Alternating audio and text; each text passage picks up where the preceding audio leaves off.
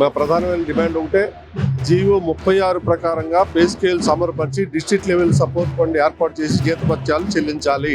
ఈ ప్రభుత్వానికి ఏం మాత్రం చీమ కుట్టినట్లనే స్పర్శ కూడా లేకుండా సహకార సంఘ ఉద్యోగస్తులతో చెలగాటమాడుతుంది.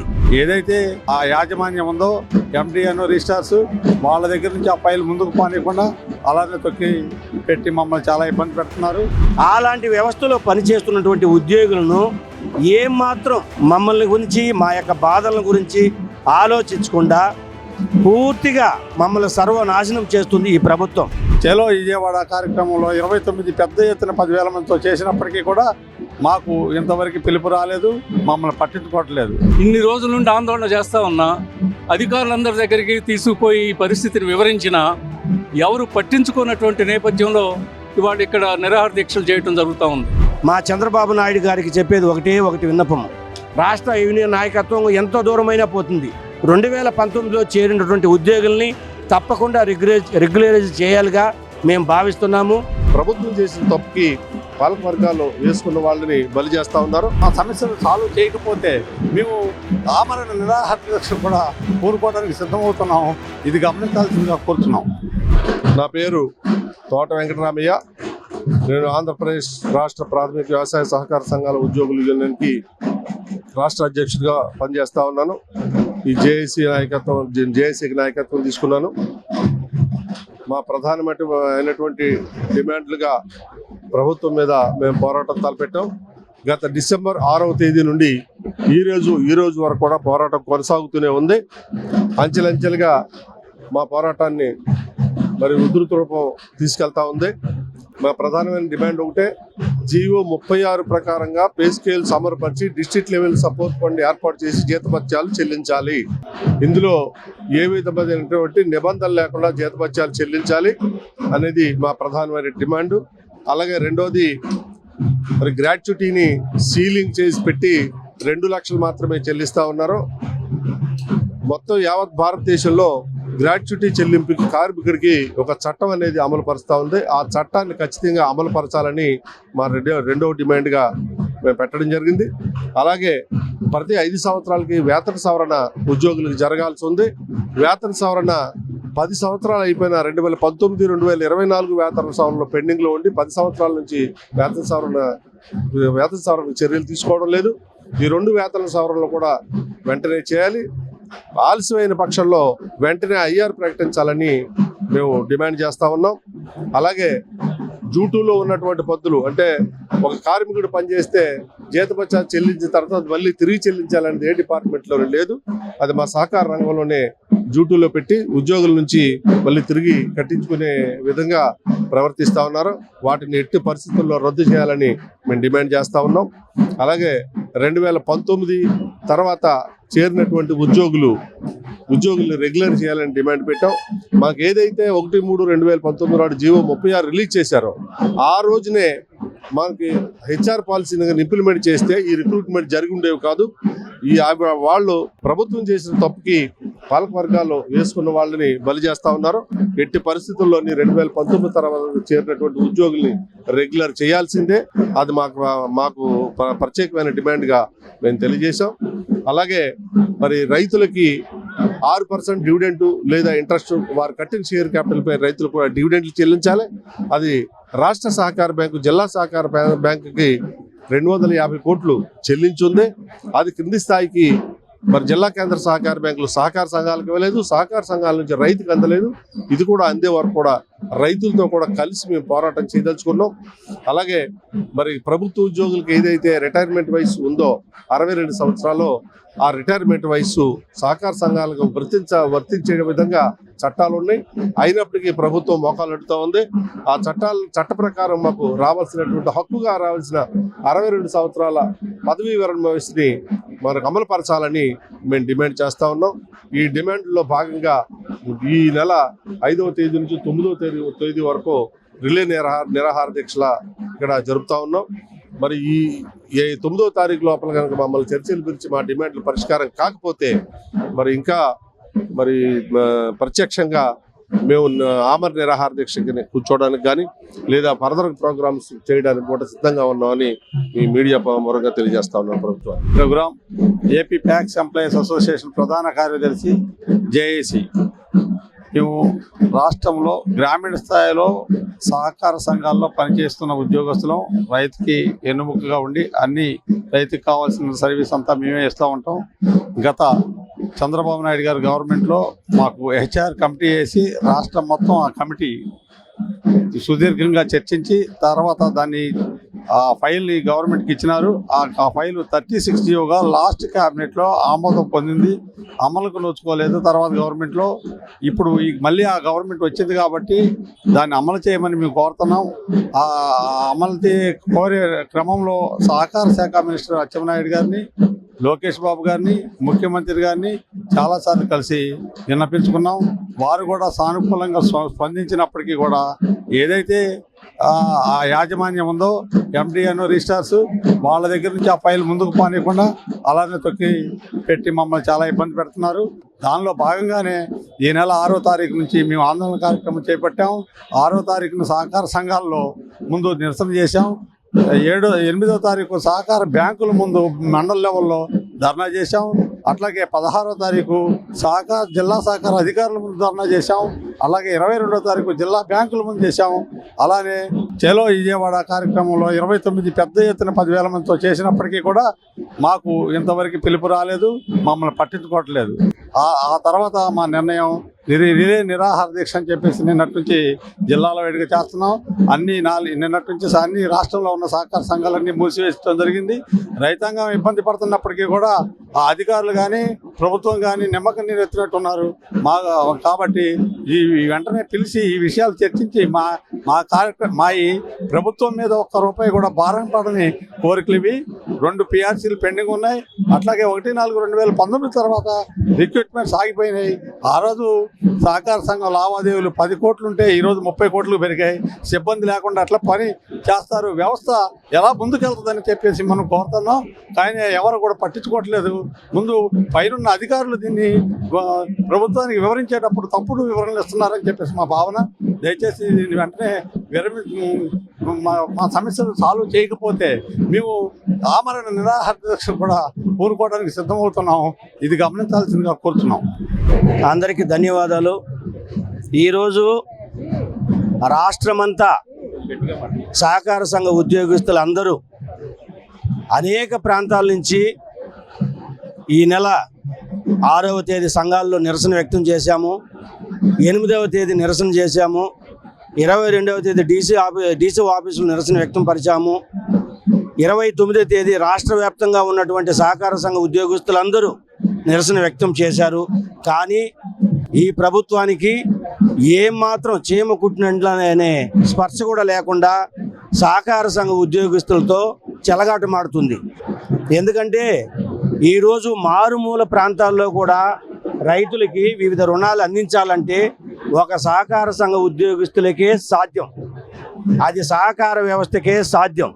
ఎందుకంటే పెద్ద పెద్ద రైతులు కానీ బడా నాయకులు కానీ కమర్షియల్ బ్యాంక్స్లో 1,00,000 కోట్లు 1,000 కోట్లు తీస్తుంటారు.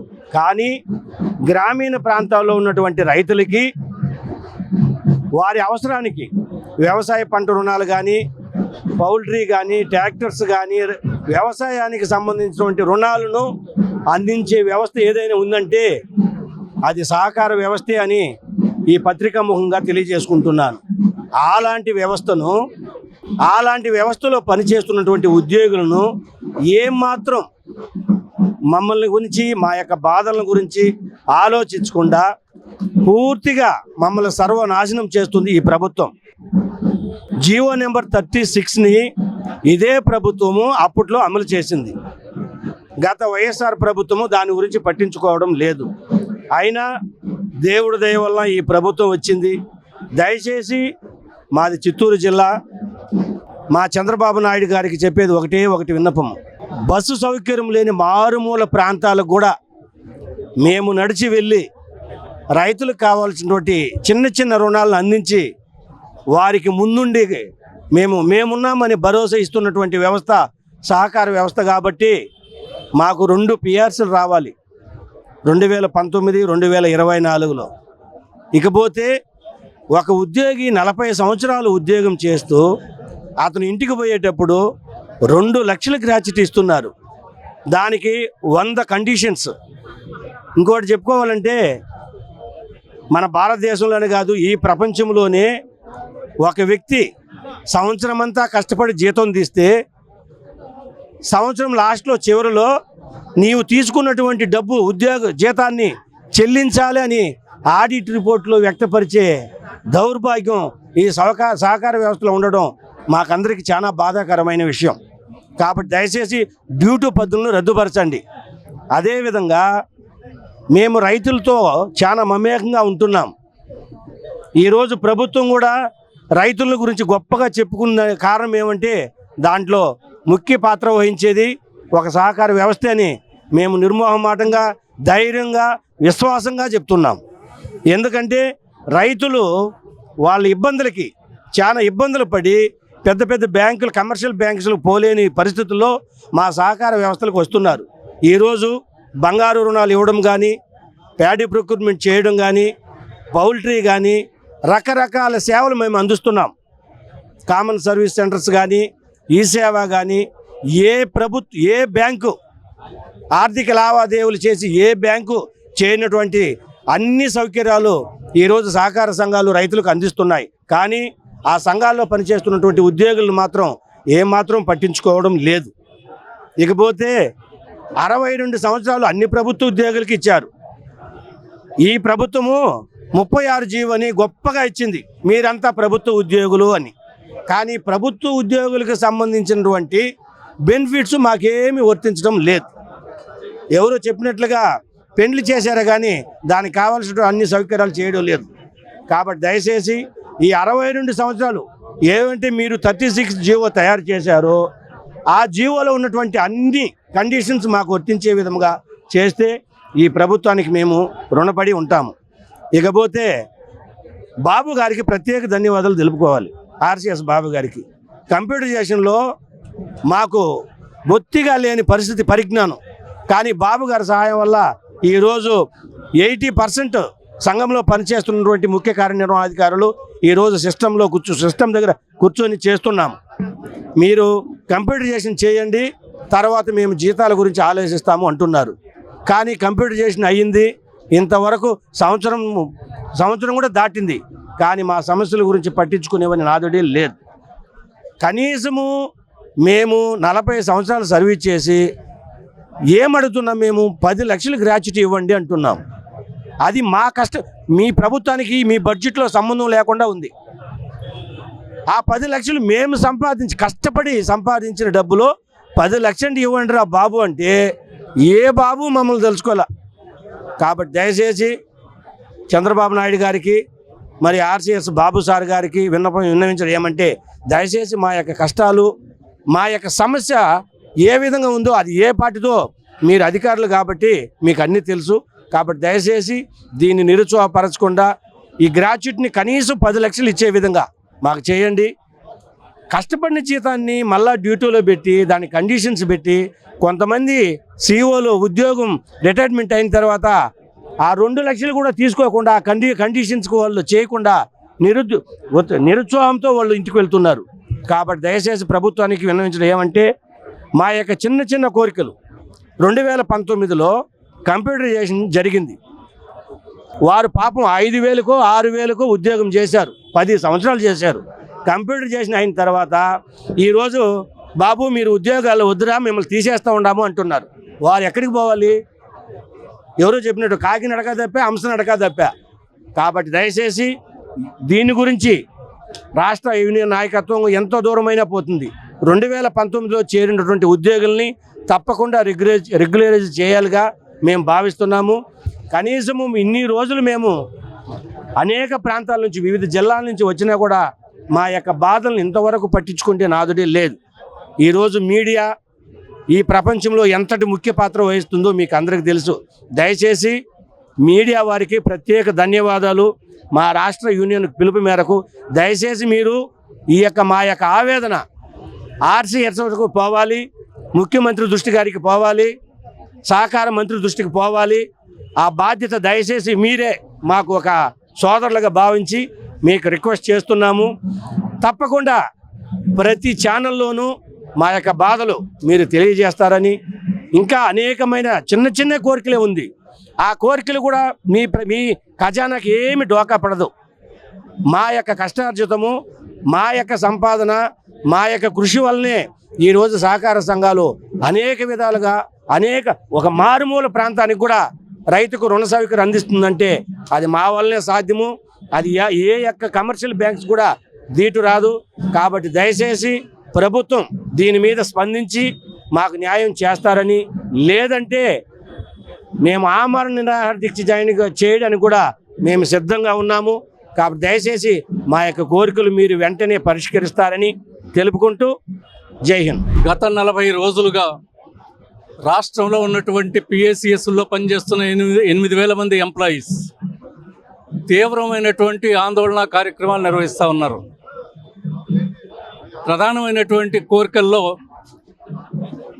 జీవో నంబర్ 36 అమలు జరపాలని, రిటైర్మెంట్ వయసును 62 చేయాలని, 2019 తర్వాత చేరినటువంటి వాళ్ళందరినీ పర్మనెంట్ చేయాలని, 2019, 2024 వేతన సవరణ పిఆర్సీలు అమలు జరపాలని డిమాండ్ చేస్తూ గత 40 రోజుల నుండి ఆందోళన చేస్తూ ఉన్నారు. ఇన్ని రోజుల నుండి ఆందోళన చేస్తూ ఉన్నా అధికారులందరి దగ్గరికి తీసుకుపోయి ఈ పరిస్థితిని వివరించినా ఎవరు పట్టించుకున్నటువంటి నేపథ్యంలో ఇవాళ ఇక్కడ నిరాహార దీక్షలు చేయడం జరుగుతూ ఉంది. రాష్ట్ర ప్రభుత్వం వెంటనే కలగజేసుకోవాలి. ఎందుకంటే ఈ జీవోని 36 జీవోని ఇచ్చిందే చంద్రబాబు నాయుడు గారు.